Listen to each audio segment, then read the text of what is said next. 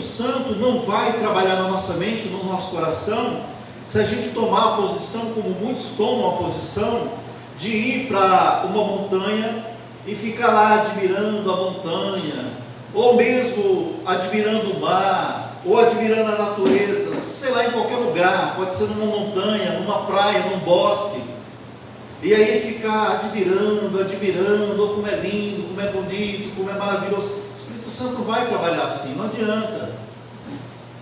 Mas também não adianta a pessoa ficar em casa e não ler as Escrituras, não estudar a palavra do Senhor, não ouvir as pregações de pessoas realmente sérias e que pregam realmente a palavra do nosso Deus. Então o Espírito Santo não vai trabalhar em nossa acomodação ou em nosso comodismo.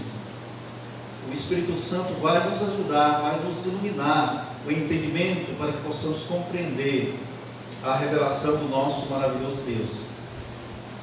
E o nosso propósito, irmãos, é de fato conhecermos mais o nosso Deus, porque para a gente se relacionar com Deus, para a gente confiar em Deus, para a gente ter um entendimento maior do que é a vontade de Deus, um discernimento, uma clareza, para que possamos conhecer a vontade de Deus e nos submetermos a ela, nós precisamos realmente conhecer ao nosso maravilhoso Deus.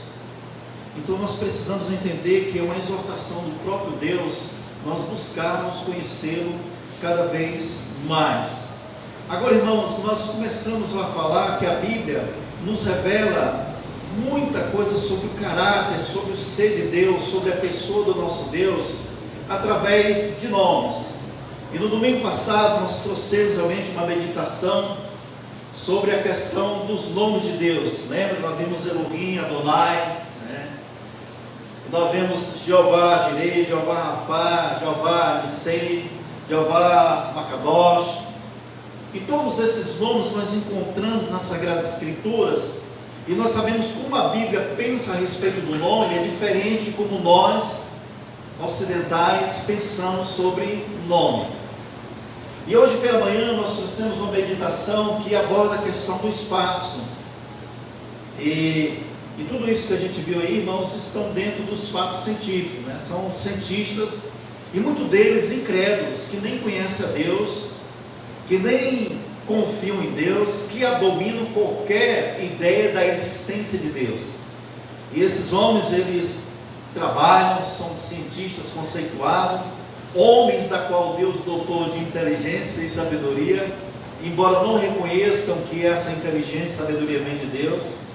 Pessoas que tiveram realmente a capacidade de montar telescópios, robôs, enviar esses robôs ao espaço para que possam tirar fotos e enviar essas fotos, e aí estão viajando aí nesse espaço imenso, e cada vez mais as notícias que chegam é que eles não conseguem chegar ao fim desse universo.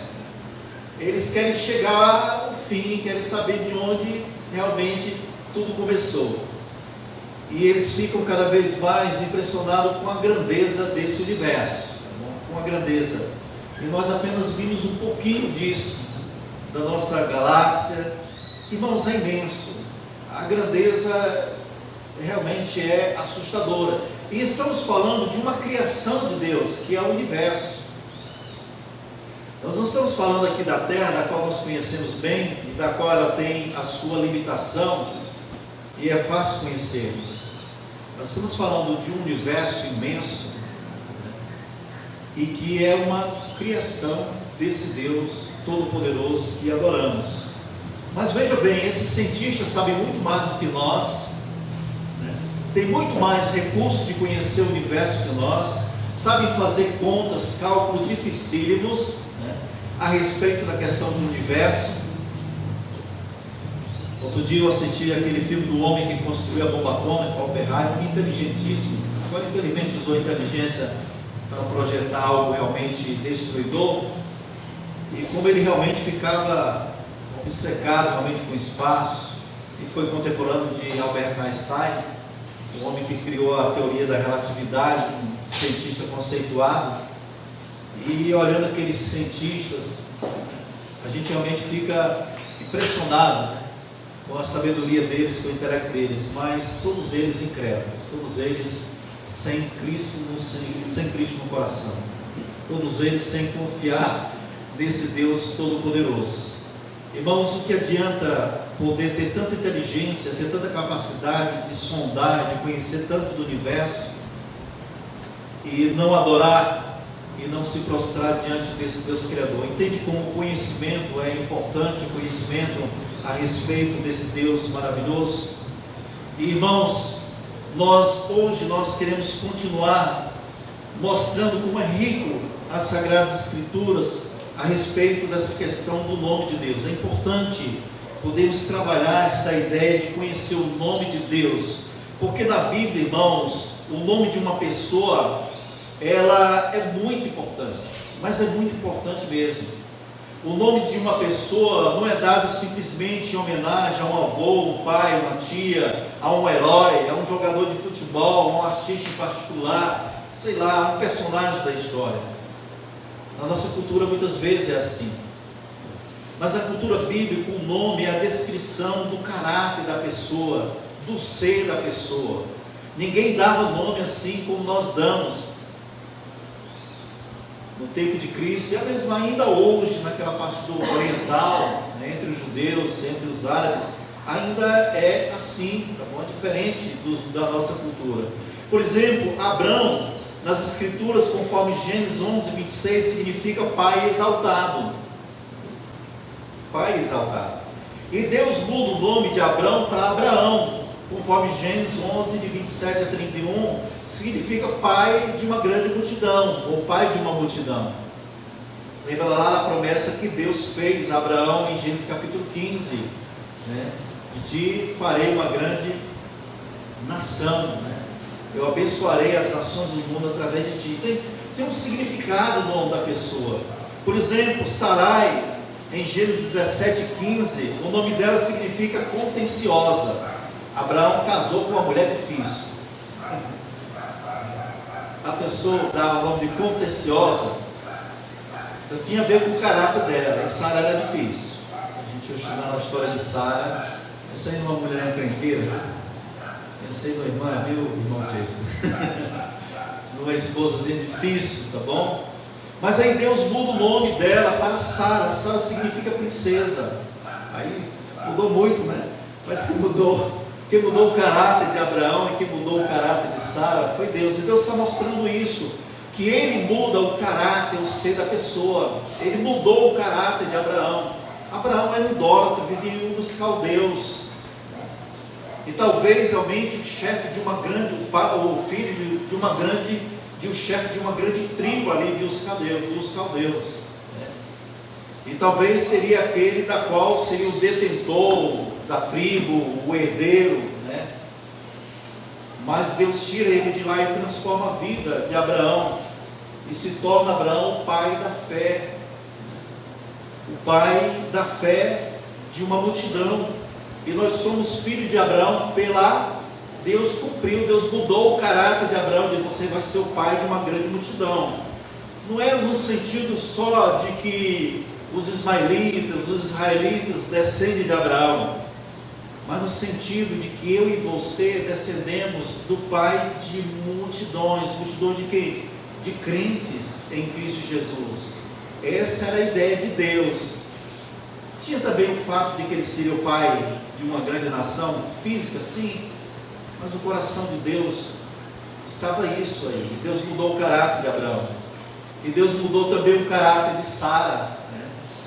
E tanto é que lá em Pedro, Sara já é honrada, homenageada, e que ela realmente é usada como espelho de que ela foi submissa a Abraão.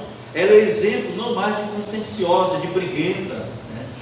Aquela mulher que quer mandar o marido, essa expressão, de brigar por tudo, de fazer questão por toda, né? De ser de picuinha. E Deus muda ela se torna uma pessoa, né? Uma princesa realmente, né? Se torna realmente uma pessoa submissa à vontade de Deus, né? Jacó, lembra da Êxodo 25 e 26, o nome de Jacó significa suplantador, enganador. Sabe por quê? Porque quando Esaú ia nascendo, Jacó agarrou né? Eram gêmeos, e aí o primeiro que saiu foi Esaú. Ele tinha já botado a mão querendo usurpar a primogenitura do irmão, e aí voltou, aí saiu ele agarrado no calcanhar de Esaú. Aí viram o nome do menino e disse: esse menino vai ser Jacó. Para nós é um nome bonito, mas o significado é suplantador e enganador. Já pensou Jacó brincando ali, todo mundo conhecendo a história e o caráter dele? Ei, enganador, vem cá. Esse é o nome de Jacó. E Deus muda o nome de Jacó, conforme está o texto em Gênesis 32. Os irmãos sabem da história. Eu vou aqui ganhar tempo, limitar em transmitir aqui as passagens, tá bom? E Deus muda o nome para Israel. E o nome de Israel é aquele que luta ou governa com Deus. A ideia é que ele vai lutar com Deus, vai confrontar a Deus, vai desafiar a Deus, não. Há uma interpretação errada lá daquele texto. A ideia aqui, irmãos, é que ele vai lutar ao lado de Deus. Ele vai governar a nação de Israel ao lado de Deus. Deus escolheu esse homem, né, para que pudesse governar ao lado do Senhor. Para que pudesse governar ao lado do Senhor Deus Todo-Poderoso. Davi sempre teve um nome bonito, né? Davi significa amado. Pensa aí no nome bonito, né? Todo mundo quer botar o nome de Davi. E Davi realmente sempre foi aquele filho meigo, né? Aquele filho que gostava de cuidar do rebanho do pai. Aquele filho realmente que, pelo nome que o pai deu, realmente é alguém muito amado. E de fato, a Bíblia diz que Deus não mudou o nome de Davi, não precisava mudar, porque ele foi realmente um homem amado por Deus. A Bíblia diz que ele foi um homem segundo o coração de Deus. Deus nem vai mudar o nome de Davi. É claro que Deus vai trabalhar no caráter dele e vai fazer com que esse nome realmente fique efetivado como uma grande verdade no caráter de Davi. Então, irmãos, da mesma forma, os nomes de Deus são descrições do caráter de Deus, do ser desse Deus maravilhoso. E quando vamos lá para Mateus capítulo 6, versículo 9, nós temos na nossa oração dominical, que foi uma oração ensinada pelo nosso Senhor Jesus Cristo, Jesus ele diz uma frase interessante, ele diz: santificado seja o teu nome. Orareis assim: Pai nosso que está no céu, santificado seja o teu nome. Logo no início da oração, ele chama a reconhecermos a Deus como de fato Ele é o nosso Pai, é o nosso Criador, mas é o nosso Pai. Há uma atividade de relacionamento com Deus. Nós nos relacionamos com Deus não mais como criatura e criador, mas como pai e filho. Pai e filho. Esse é o nosso relacionamento com Deus. Mas o que Cristo está dizendo? Que nós devemos santificar a Deus? Essa é a ideia. A gente vai santificar aquele que já é santo? Não tem nada a ver com isso, né? Nós vamos atribuir algum tipo de santidade a Deus. Deus vai ser mais santo em nossas orações. Podemos fazer alguma coisa que santifique mais a Deus, que Deus seja mais perfeito do que já é? Não, irmãos, essa não é a interpretação. O propósito dessa oração, irmãos, quando vamos estar orando assim, é para que possamos, em primeiro lugar, nós e aqueles que estão ouvindo as nossas orações, que tenham cuidado, que possam falar de Deus de modo que seja conveniente com o seu caráter, que possamos nos dirigir a Deus em palavras e ações, de forma que o honre, de forma realmente que reflita com precisão o caráter de Deus. E isso é muito importante. E por que Cristo está falando isso nas nossas orações? Porque nas nossas orações nós podemos estar orando contrário ao caráter do nosso Deus. Podemos estar orando a Deus e refletindo um caráter que não é de Deus, que não tem nada a ver com esse Deus maravilhoso.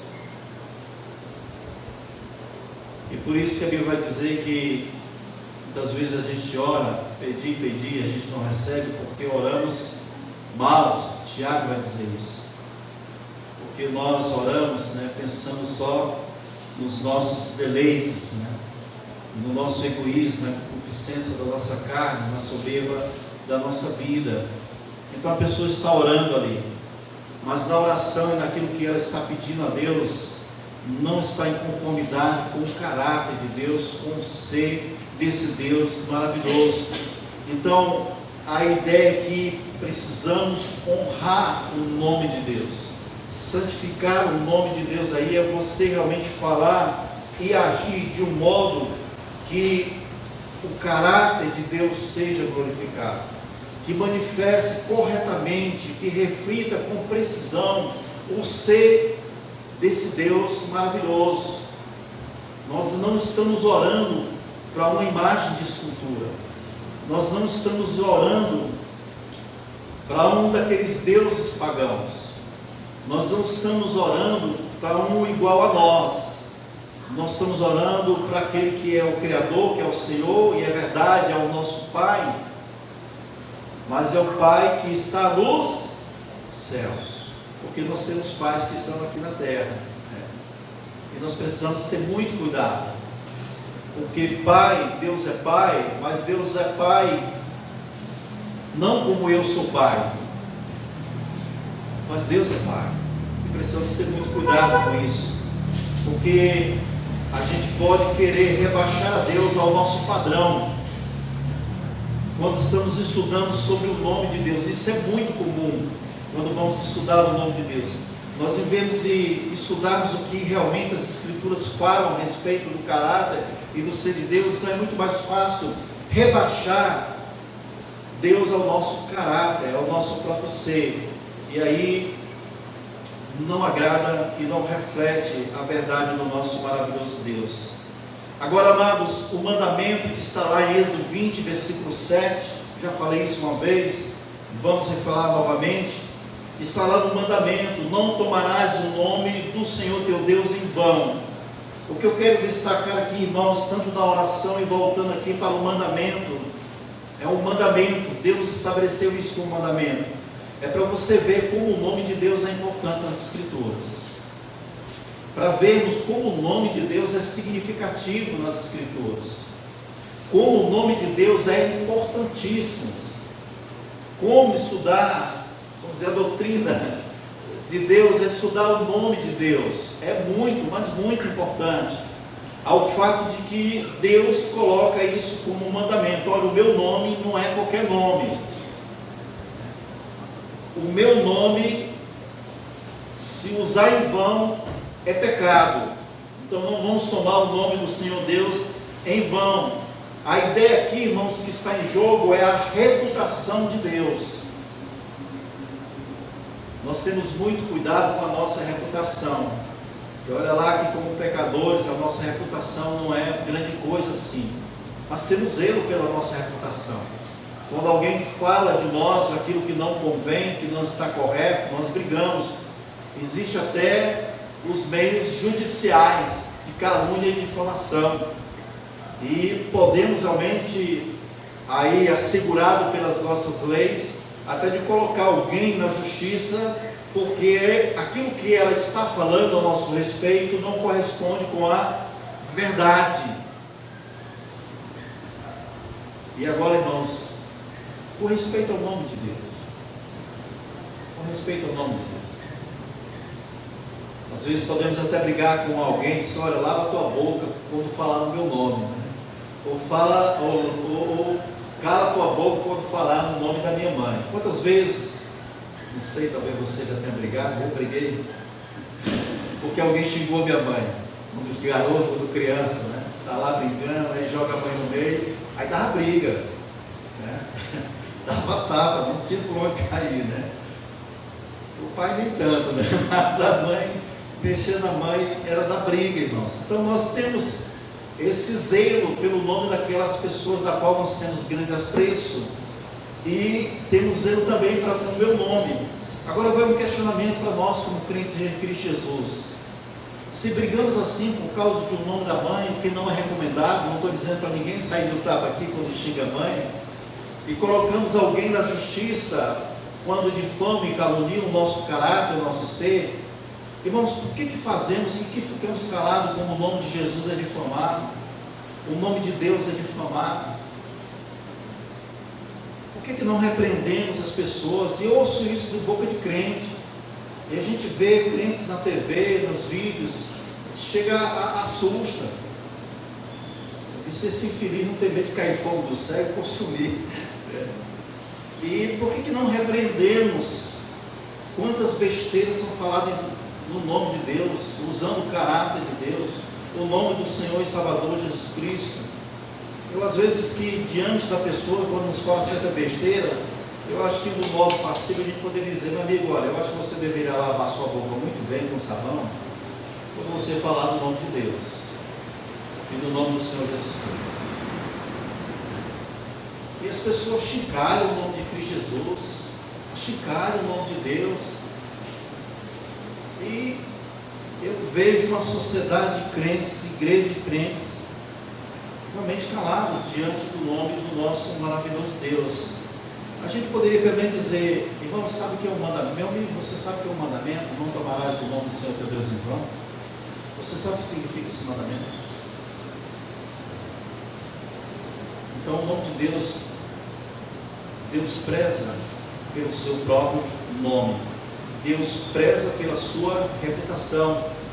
Então, amados, a ideia de que nem por palavra que digamos de forma insensata, de forma perturbada, que não reflete o caráter e as ações de Deus como verdadeiro. Isso é: não tomarás o nome do teu Deus em vão. Agora, a Bíblia, irmãos, ela dá muitos nomes a Deus, e todos esses nomes, em algum aspecto, falam do caráter de Deus, e é verdadeiro naquilo que o nome quer indicar a respeito do caráter ou do atributo do nosso maravilhoso Deus. Quando falamos de caráter, não podemos realmente separar da questão do nome atributo de Deus, ou as qualidades que são inerentes desse Deus maravilhoso, que pertence a Deus e que faz realmente Deus ser o que de fato Ele é, com esses atributos maravilhosos. Então, muitos desses nomes eles vão descrever de forma correta o caráter desse nosso Deus. E muitas vezes a Bíblia, irmãos, ela usa de forma maravilhosa para nos ajudar, que ela vai usar de características humanas e até mesmo de sentimentos humanos ou emoções humanas, para falar, para nos dar um vislumbre, para nos ensinar sobre o nosso maravilhoso Deus. Precisamos entender, irmãos, que nós não podemos conhecer a Deus de forma direta. Nem com Adão foi assim. Nós não podemos aprender de Deus de forma direta. Para aprender de Deus de forma direta, tem que ser Deus. E só Cristo conhece a Deus de forma direta, só o Espírito Santo conhece Deus de forma direta. Porque nós somos limitados em compreensão, mesmo salvos e redimidos pela graça de Deus. Ainda somos criaturas, ainda somos limitados em nossa mente e em nosso entendimento. E o que acontece com muita gente incrédulas é que não compreende a forma como Deus, em sua graça e misericórdia, resolveu se revelar nas Escrituras para que possamos conhecê-lo, e conhecê-lo de forma verdadeira, real, suficiente, e que nos leva a confiar, a crer, e podemos realmente nos relacionar com esse Deus maravilhoso. Então Deus, a forma como Ele usou, foi usar o nosso própria natureza humana, o próprio corpo humano, o nosso ser humano, para falar um pouco desse Deus maravilhoso, e até mesmo, não somente do humano, da própria criação. Deus vai usar a sua criação e destacar alguns pontos da sua criação e referindo-se a Ele mesmo, para que possamos conhecer ao nosso maravilhoso Deus. Agora, nós precisamos realmente ter muito cuidado com isso, não exagerarmos. Por exemplo, Deus ele é comparado a um leão, Isaías 31, versículo 4. Então Deus está usando uma figura conhecida nossa, minha e sua. Nós conhecemos o leão, sabemos, vem logo à nossa mente a imagem de um leão que ele representa, E Deus das Escrituras, ele é comparado a um leão. Deus usa essa figura para si mesmo. Deus, ele é comparado a uma águia, Deuteronômio 32:11, a um cordeiro, Isaías 53:7, a uma galinha, Mateus 23:37. Deus é comparado ao sol, às estrelas, à luz, uma lâmpada, ao fogo, a um manancial, fonte de vida, né? Deus é comparado realmente a uma rocha. Deus é comparado a um refúgio, a uma torre, a uma sombra, a um escudo, a um santuário, e assim tem vários. Então, quando nós estamos lendo as Sagradas Escrituras, nós vamos ver que as Escrituras vai usar essas figuras da criação de Deus, que está ao nosso alcance, ao nosso entendimento, à nossa realidade, e Deus vai fazer uma referência a si mesmo, ou os autores bíblicos, inspirados por Deus, pelo Espírito Santo, fazendo referência ou comparação a esse Deus maravilhoso. Mas também, irmãos, por exemplo, Deus é chamado de noivo em Isaías 61, em versículo 6. Deus é chamado de marido, Deus é chamado de pai, Deus é chamado de juiz e rei, Deus é chamado de homem de guerra, Deus é chamado de arquiteto e edificador, Deus é chamado de pastor. O Senhor é meu pastor, nada me faltará. Aí já pensou só nesse primeiro versículo? O Senhor é meu pastor, nada me faltará. A pessoa pode deturpar. Deus disse que nada vai me faltar. Mas, Senhor Deus, estou passando necessidade.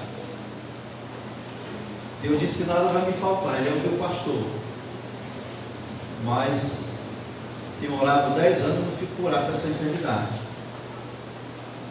Entende como é fácil a gente distorcer o que a ideia significa e trazer para a nossa limitação essas figuras a respeito do nosso maravilhoso Deus? Então, irmãos, nós podemos ainda ver que Deus é descrito em termos de ações humanas. Por exemplo, a Bíblia diz que Deus, ele tem sabedoria, Deus sabe, é uma característica humana. Deus lembra, ou Deus vai esquecer? Deus lembrou do seu povo. Deus é como nós que esqueceu? Não. Então o que quer dizer ali que Deus lembrou do seu povo? Nós precisamos saber como interpretar a Sagrada Escritura, porque Deus usou essas formas do nosso entendimento da sua criação para podermos entender a esse Deus maravilhoso. Deus também, por exemplo, a Bíblia usa dizendo que Deus, ele vê, Deus tem olhos, Deus tem ouvido, Deus tem boca, Deus cheira, Deus aspira, Deus anda, Deus tem mãos.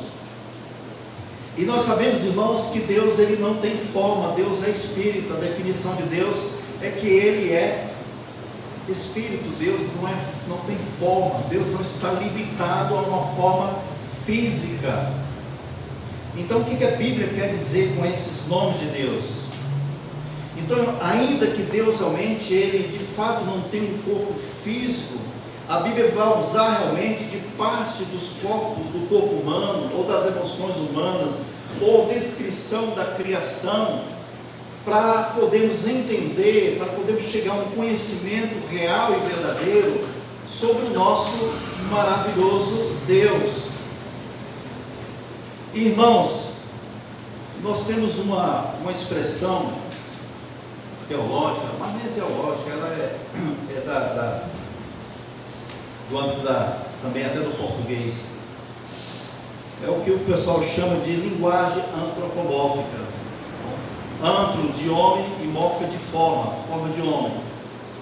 Então existe um tipo de linguagem que a Bíblia usa também, esse tipo de linguagem, que é a linguagem antropomórfica, e que dá a seres características ou emoções humanas. Isso ocorre muito em literatura também, não só na Bíblia. Há literaturas, há aquelas literaturas, por exemplo, que fala sobre a raposa falando, fala da árvore andando, da árvore pensando. Nós entendemos isso muito bem.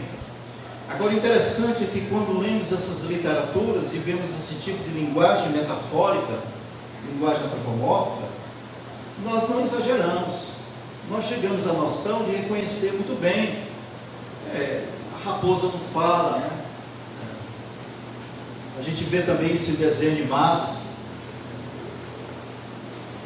E a gente não exagera. Mas quando se refere a Deus, a gente quer extrapolar.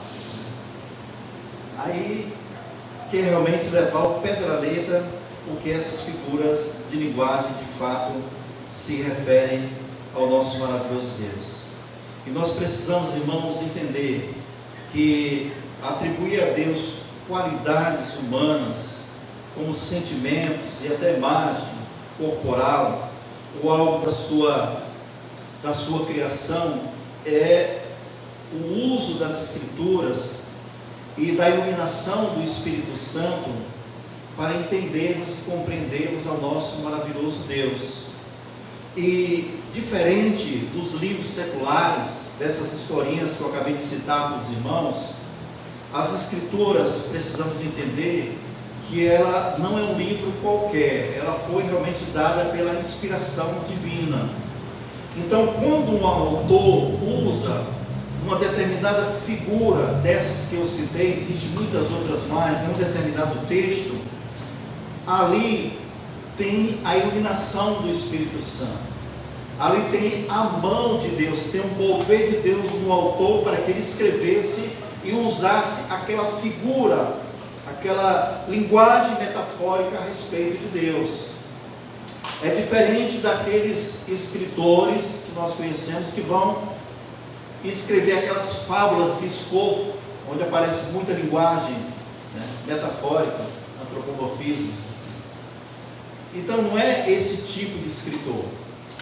Nós estamos falando de alguém que foi movido pelo Espírito Santo. Então o primeiro passo que eu preciso entender é que eu estou diante da palavra de Deus, nas Sagradas Escrituras, e que esse autor, quando ele escreveu "O Senhor é o meu pastor e nada me faltará", dando uma característica a Deus, né, metafórica, dizendo que Deus é um pastor, e como Davi escreveu esse salmo, Davi foi um pastor de ovelha, tem um sentido, tem uma aplicação bíblica, tem um entendimento das Sagradas Escrituras, tem a mão de Deus, tem a iluminação do Espírito Santo, e aí a gente precisa realmente ter cuidado com respeito a essa verdade.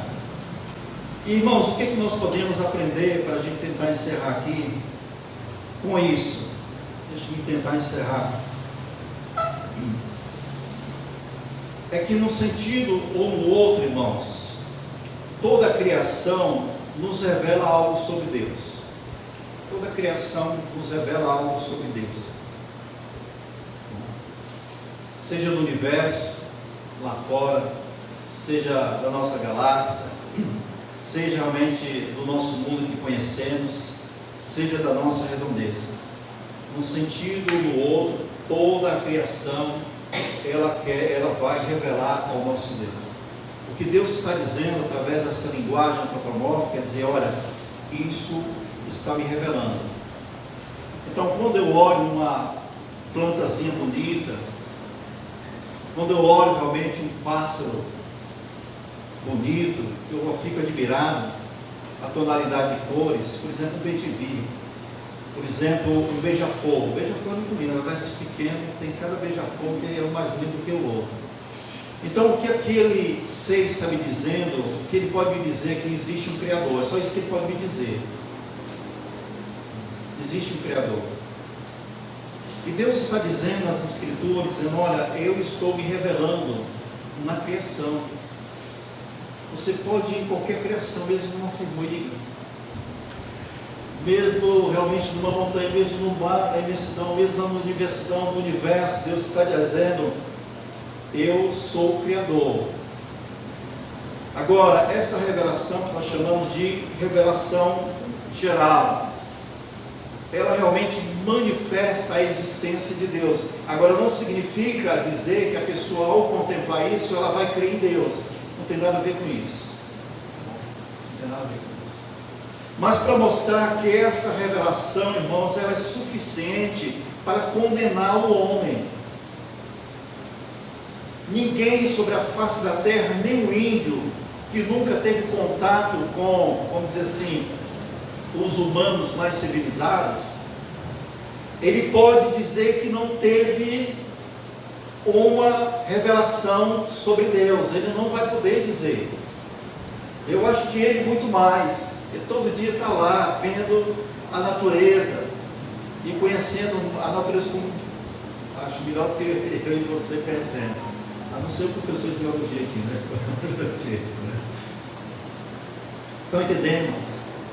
Então, a todo tempo, ele acordando, ele dormindo, vendo a lua, vendo o sol, vendo os pássaros, vendo o rio, Deus está dizendo para ele: eu existo, mas isso não significa dizer que essa pessoa vai crer, mas que ela não pode, diante daquele tribunal de Deus que um dia vai acontecer, onde aqueles que morreram vão ressuscitar, chegar diante de Deus e dizer: eu não tive nenhuma revelação a respeito de Deus. Irmãos, isso é muito importante, mas muito importante mesmo, porque Deus está nos dizendo que Ele se revela na criação, Ele se revela nas nossas emoções, se revela na forma humana, nos pássaros, nos animais. Deus está dizendo: eu existo, e essa revelação, ela é suficiente para condenar a pessoa, é suficiente. E aí, voltando para mim o início daqueles cientistas, como Albert Einstein e tantos outros, esses homens tiveram muito mais, vamos dizer assim, da revelação geral de Deus, porque Deus, além dos doutores de uma grande sabedoria, eles podem ver o universo e vão chegar diante de Deus e diz: não, eu sou inocente, eu não mereço ser condenado, o Senhor é injusto, meu Deus. Não vão poder dizer isso, porque Deus vai dizer: em cada estrela, e são milhares, bilhões de estrelas, em cada universo que você estudou, eu estava dizendo: Deus existe, mas você não se moveu a buscar, a conhecer esse Deus. Entende? Então, a revelação geral diz: Deus existe, mas a pessoa tem que buscar conhecer a Deus. Mas o que os índios fazem muitas vezes? Deus está dizendo: eu existo, aí vão adorar o sol, fazer o sol de divindade, aí vão fazer a natureza de divindade. Distorce. Ora, se eles olham para o sol e olham para a lua e está dizendo assim: rapaz, um ser criou isso aí, é possível. Há uma grandeza, há uma inteligência extraordinária, há um ser que criou isso aí. E chegar ao ponto de procurar reconhecer que esse ser é a própria lua, a própria natureza, o próprio sol, já mostra que ele tomou uma decisão a que Deus buscar. Estão entendendo? Então a pessoa, diante da revelação geral, ela não fica neutra, ela não fica inocente, nem que ela queira, ela não pode, ela toma uma decisão. Aqueles homens sábios e cientistas que estudaram, olhando para o universo diante da revelação geral, eles chegaram a uma decisão, não de buscar a Deus, mas a decisão de não buscar a Deus e adorar aquilo que eles estão estudando, de ficar fascinado com a criação, ao ponto de querer cada vez mais conhecer essa criação, e não conhecer o Deus da criação, e não são indesculpáveis. Por isso que Deus, em Romanos capítulo 1, versos 18 a 25, diz que são inculpáveis diante de Deus, pois tendo conhecimento de Deus, não honraram como honraram, mas honraram a criação no lugar do Criador. Eu vou parar aqui, irmãos. Próximo dia a gente continua sobre esse assunto e vamos destrinchar mais esse assunto. Mas para encerrar, nós precisamos diante disso, irmãos, ser imensamente grato a Deus. Vamos ser imensamente grato a Deus. Imensamente grato a Deus. Ao ponto de que um dia Deus, todo o tempo se revelando na criação, na revelação geral, Deus se manifestando nessa revelação geral. O Espírito Santo tocou o nosso coração e diz: vá buscar ao Deus que a revelação geral está dizendo que Ele existe. Louvado seja Deus, e o Espírito Santo nos envolveu a buscar o Deus verdadeiro de toda a criação. Vamos glorificar a Deus pela nossa redenção, pela nossa salvação em Cristo Jesus. Porque eu, hoje, ou você, poderíamos estar como qualquer um desses aí, adorando o mar nesse momento, adorando uma montanha, adorando uma natureza, adorando realmente o universo,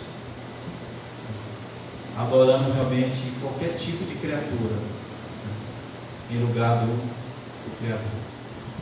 Devemos, dia a dia, ser imensamente gratos a Deus e orar para que aqueles que estão dia a dia em contato, cada momento que acordam, em tudo que eles olham, esbarram por aí afora, num pardal que passa voando, numa nuvem, numa chuva que cai, num sol que nasce, no ar que respira, tudo isso está dizendo: Deus existe, Deus existe, Deus existe. Vá procurar conhecer esse Deus que existe. E as pessoas todo dia dizendo para Deus: não quero conhecer a Deus, não quero saber quem é Deus, e continuam as suas vidas. E quando chegar o dia da morte, e quando chegar o dia de estarem diante do trono de Deus, não tem como desculpa diante do Senhor. São indesculpáveis. E para nós, irmãos, que nós conhecemos a Deus verdadeiro e também não podemos relaxar. Já conheço a Deus, já estou salvo, não preciso mais conhecer a Deus. Você precisa conhecer a Deus. Precisamos desenvolver cada vez mais o conhecimento do nosso maravilhoso Deus. Que Deus nos abençoe, guarde, nos sustente. Vamos orar. Privilégio, Pai, estar em tua presença. E graças damos, Senhor Deus, podemos ser gratos, Senhor Deus, te adorar esta manhã, Pai. Estamos aqui, Senhor Deus, tocados pelo Espírito Santo, convertidos a Cristo, regenerados, Senhor Deus, pelo teu Espírito. E estamos adorando o Criador de todas as coisas, de todo o universo, o nosso Senhor. E temos, Senhor Deus, uma comunhão, um relacionamento contigo. E é no nome santo de Jesus que eu suplico e agradeço. Amém.